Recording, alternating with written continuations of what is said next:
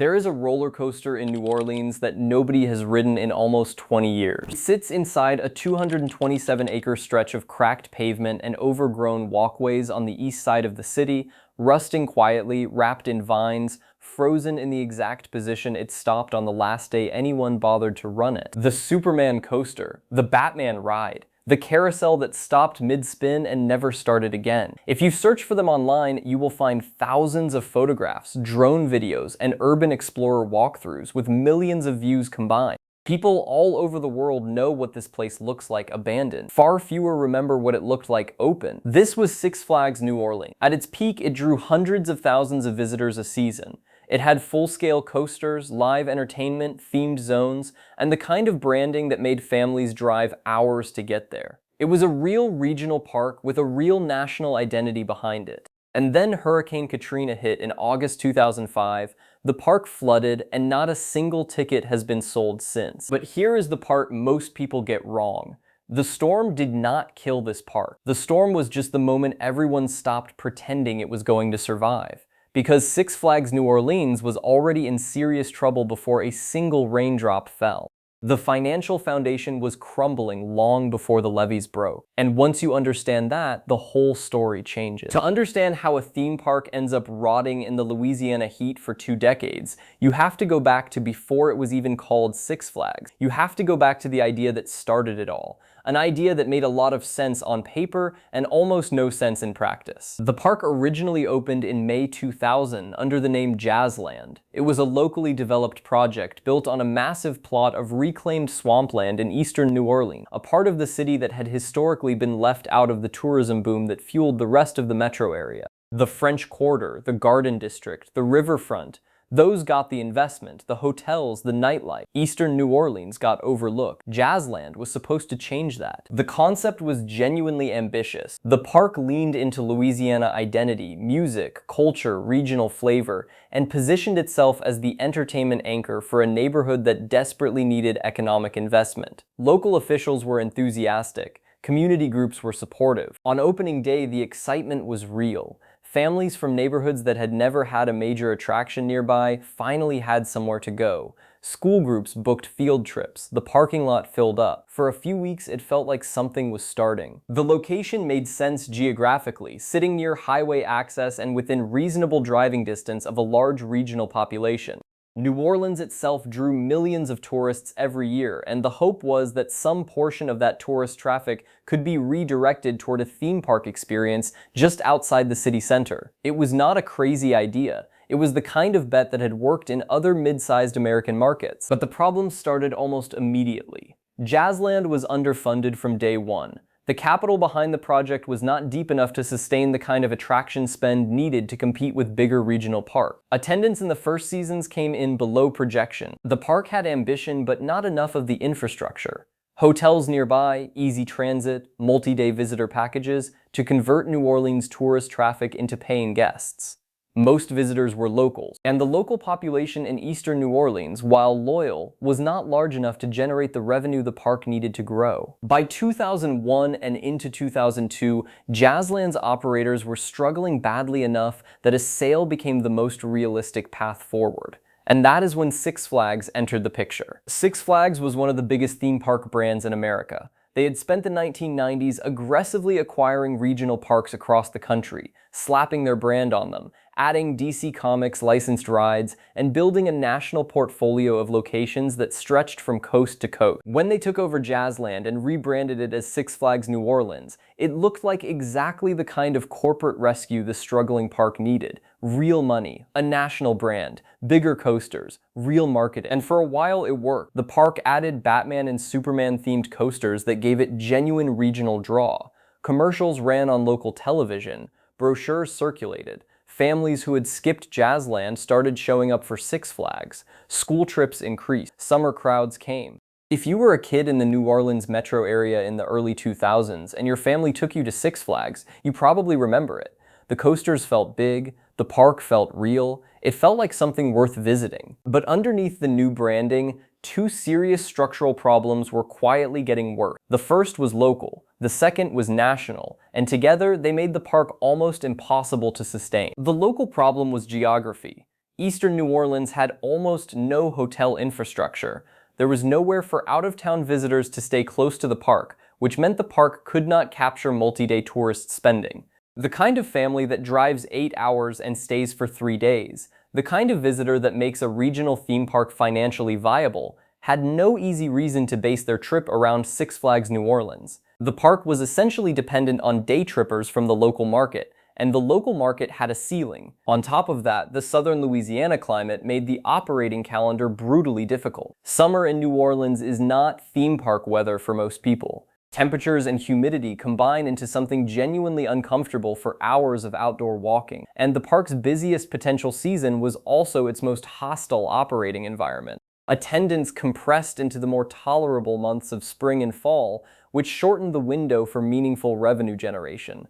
That is a structural problem that no amount of marketing can fix. The national problem was Six Flags itself. By the mid-2000s, the corporation was carrying enormous debt from a decade of acquisition. They had bought park after park, spent heavily on new rides and licensing deals, and now the bills were coming due across the entire portfolio. The company was in financial distress at the corporate level, and when you looked at which parks were generating strong returns versus which ones were draining resources, New Orleans was near the bottom of the list. Reports from the period suggest the park was running at a significant loss in its final years of operation. It was not a secret inside the company that the New Orleans location was a problem. By 2005, Six Flags was in the middle of difficult conversations about the future of several underperforming parks. New Orleans was almost certainly among them. The park was still open, people were still buying tickets, but the economics were not working, and there was no obvious path to making them work. That was the situation on August 28, 2005, the day before everything changed. August 29, 2005. Hurricane Katrina made landfall. The levee system failed. New Orleans flooded on a scale that was almost incomprehensible. And the Six Flags Park in eastern New Orleans, built on low-lying reclaimed swampland in one of the most flood-vulnerable parts of the city, went completely underwater. Ride vehicles floated off their tracks, maintenance buildings filled with water. The midway disappeared under feet of standing floodwater that sat there for weeks. When the water finally receded, what was left looked like something out of a disaster film. The damage was catastrophic, but here is the critical part of the story. Six Flags almost immediately signaled it was not coming back. The corporation was already deep in debt. The park had already been losing money. The insurance settlement, whatever it ultimately amounted to, was not going to change the fundamental economics of operating a theme park in that location. From Six Flags' perspective, Katrina was not a disaster to recover from. It was a reason to walk away from a problem they had already been trying to solve quietly. But they did not walk away clean. That would have been too simple. Instead, Six Flags held onto the lease without formally abandoning it, which created a complicated legal and political situation that would drag on for years. The city of New Orleans, in the middle of its own catastrophic recovery effort, was simultaneously trying to manage the future of a 227-acre piece of prime developable land, with a major corporation that had no intention of using it, but also no immediate reason to give it up. Local officials and community advocates hoped the park could be rebuilt as part of the broader eastern New Orleans recovery. The idea had real emotional logic. Eastern New Orleans had been one of the hardest hit areas of the city and one of the slowest to recover. If the park came back, it would signal something. It would mean the neighborhood was coming back too.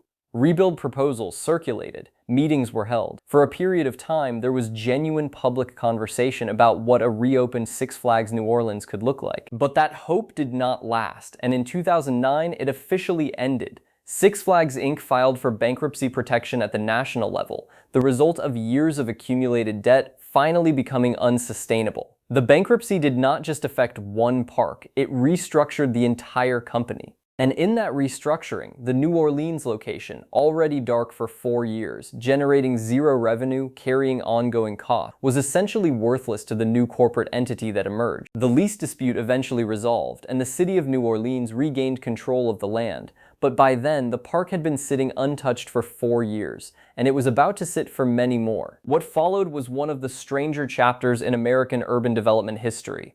The city had 227 acres of land in a part of town that desperately needed investment, and over the next decade plus, proposal after proposal emerged, generated headlines, and then quietly collapsed. An outlet mall was discussed. A mixed-use retail and residential development was floated. At various points, there were reports of interest from an Amazon distribution facility and from entertainment and film production companies interested in the land. A new entertainment district concept surfaced. Each announcement came with renderings, press conferences, and language about transformation and opportunity. Almost none of it happened. The exact reasons varied by proposal. Financing that fell through, permitting complications, questions about infrastructure, the ongoing challenges of developing in eastern New Orleans, where the recovery from Katrina was still incomplete years after the storm. But the pattern was consistent. Announcement, excitement, silence, collapse. The park sat there through all of it, the coasters slowly rusting, the midway slowly disappearing under vegetation, the entrance gate slowly decaying in the Louisiana humidity. And something strange happened during those years of inaction. The park became famous. Not famous the way it had been when it was selling tickets. Regionally known, locally beloved, part of the ordinary texture of a city's recreational life. It became famous in a different way entirely. Urban explorers started documenting. Photographers published images of the rusted coasters wrapped in vine. Drone footage showed the scale of the decay from above. The images circulated on social media, on YouTube, on documentary channels. The merry-go-round frozen mid-spin became one of the most recognized images in the entire genre of abandoned places photography. Millions of people who had never set foot in New Orleans, who had no personal connection to the park, who did not know it had ever been called Jazzland, knew what Six Flags New Orleans looked like abandoned. The park was generating more attention, more views, more cultural conversation as a ruin than it had ever generated as a functioning attraction. There is something deeply ironic about that. The city spent 20 years trying to figure out how to make this land useful again. The land solved its own relevance problem by rotting. In 2021 and 2022, new redevelopment announcements emerged with what felt like more serious momentum than previous proposals. Plans for a major mixed-use entertainment and commercial development on the site were announced with the kind of detail and official backing that suggested something might actually happen this time. The specifics of those plans and their current status as of 2024 and 2025 remain worth verifying closely, because the history of this site is a history of plans that looked real and then quietly stopped moving forward. Meanwhile, the physical condition of the park continued to deteriorate. After nearly 2 decades of no maintenance, no climate control, no structural upkeep, and exposure to the particular brutality of Louisiana weather, the buildings and structures left standing have been decaying at a pace that makes future preservation increasingly unlikely. Some portions of the site have been partially cleared over the years. Whether the major coaster structures, the Superman ride, the Batman coaster, still stand in their original form as of the time this is being written is something worth confirming before citing as fact, because the demolition timeline on this site has been inconsistent and unpredictable. What is not in doubt is the scale of what was lost. The 227-acre site sits in eastern New Orleans as one of the largest undeveloped vacant lots in any major American city. The neighborhood around it, the neighborhood the park was originally built to serve, has never fully recovered from Katrina. Population in eastern New Orleans remains significantly lower than pre-storm levels. Businesses that once surrounded the park area never came back in the same numbers. The park was supposed to be the catalyst for a neighborhood's growth. Instead, its abandonment became a symbol of everything that neighborhood was still waiting to get back. Former visitors talk about it the way people talk about a place they loved without quite realizing how much until it was gone. School trips in the early 2000s, first roller coaster rides, summer afternoons that felt endless in the particular way only childhood summers do. The Superman coaster going upside down, the Batman ride that seemed impossibly fast, concession stands, gift shops, the sound of a park at full operation on a Saturday in October when the weather had finally turned and everything was just right. People who grew up in New Orleans in that era carry those memories even though the park itself was only open for 5 years before Katrina closed it for good. And then there are the people who remember it differently. Former employees who showed up for shifts after the storm to find the parking lot underwater. Residents of eastern New Orleans who watched the recovery of their neighborhood stall while the conversation about the park site went in circles for years. Community advocates who argued that the 227 acres should be developed to benefit the people who actually lived there, not optimized for investors looking at regional entertainment market. The park story is not just a theme park story. It is a post-Katrina story, and those are never simple. If you go looking for Six Flags New Orleans today, you will not find a park. You will find photographs, you will find drone footage, you will find urban explorer videos shot in the years before whatever partial demolition may have occurred. You will find the entrance road that leads nowhere useful. You will find a fence around most of the perimeter, and if you look from the right angle at the right time of day, you might still see the outline of a coaster structure above the tree line, a piece of steel that once carried thousands of people through loops and drops and moments of pure screaming adrenaline, now standing completely still in a city that is still in its own way trying to figure out what comes next. The skyline of New Orleans is visible from the site, the French Quarter is still there,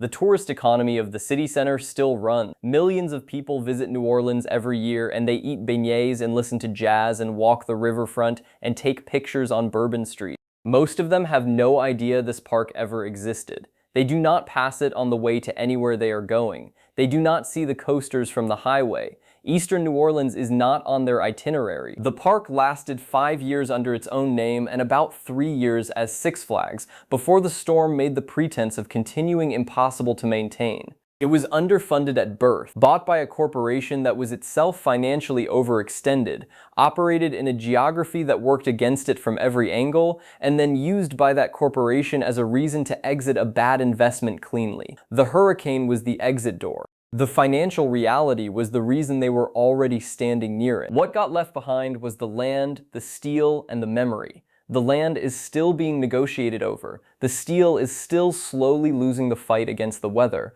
and the memory is doing something strange and stubborn and very human. It is outlasting everything else. The business failed.